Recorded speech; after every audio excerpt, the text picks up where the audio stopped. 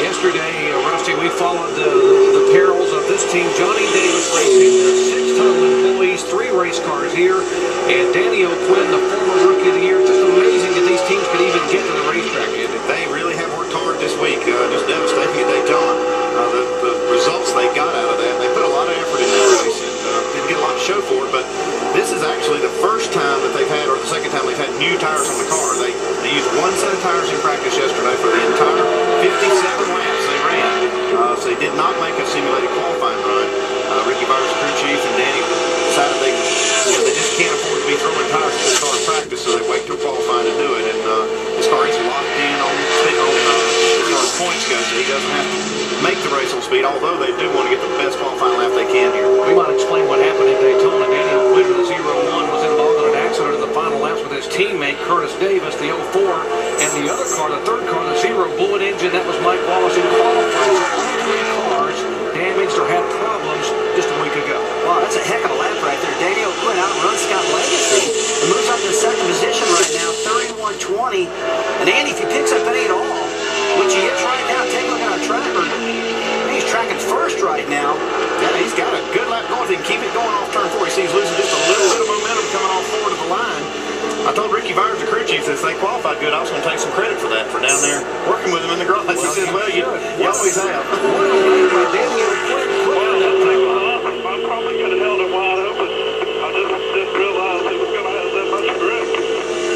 Good job, man. It's good to see this team bounce back after Daytona, the problems they had there. That is fantastic. We're following yesterday, and you're thinking it's a team that just, underfunded and doesn't have the good equipment, but what Danny stood on it and really got everything out of that car that time.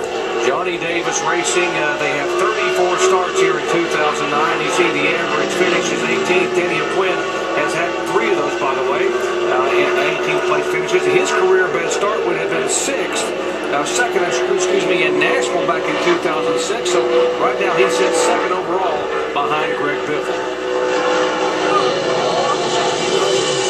We talked about the impressive rookie class in 2009, and here's the 15 car. Michael, last time he flew out of that race back in Kentucky. He qualified. They have turned this thing around a lot now since I'm seeing it a lot of races in the team. I'm over here and a huge difference. They really made some significant car. See now he's back in the area on the first lap. This is the first car we've seen. Bill got on scene there. Had the car driving really well at the end of practice and drove really well in qualifying. In fact, I left a little bit on the table there. I got to imagine the track had a lot of grip. So just really excited to have 7 up in the car this week. RC Cole and Sundrop, they're making this happen for us. And we need to go out and have some good runs. The last couple of weeks have been a little rough on us, but working hard, got a good car tonight, and we expect to have a good run. It's a good time on the board. They sit 4th right now. Great effort by Danny O'Quinn and the Johnny Davis team to get that car. Right now he is 4th overall. There's 1 place on the car. Mike was the winner back in Chicagoland.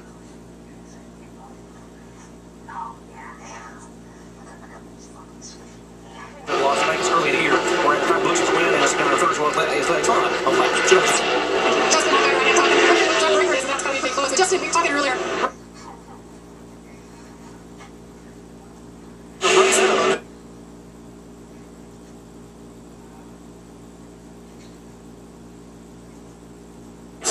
Last week at Daytona, went out to qualify, having to make it on time, and broke the motor. Motor blew up, actually because of an earlier incident in practice where it flew out of gear. They tried to go ahead and make the qualifying run, and the engine did blow up. I'll tell you what, that was a pretty decent first lap. I'm not going to predict anything right now, but it looks like that might get him in a race right there. It's a lot quicker than he ran in practice yesterday. Certainly is. Mike Wallace was passed here on the very last lap in 2004 by Justin Labonte for the victory. So he has a pretty good history. There's Johnny Davis. We spent some time with him yesterday trying to see if he can get his cars, all 3 cars, in the field. He picks it up just a little bit on that second lap now, and so he's 31.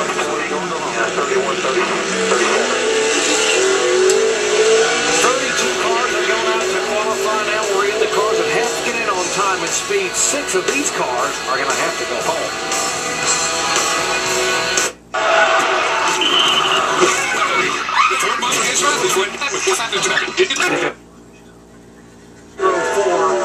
And if you were with us in our practice coverage yesterday, we showed the fire, and this car that he was in Daytona erupting in flames after contact with a wall.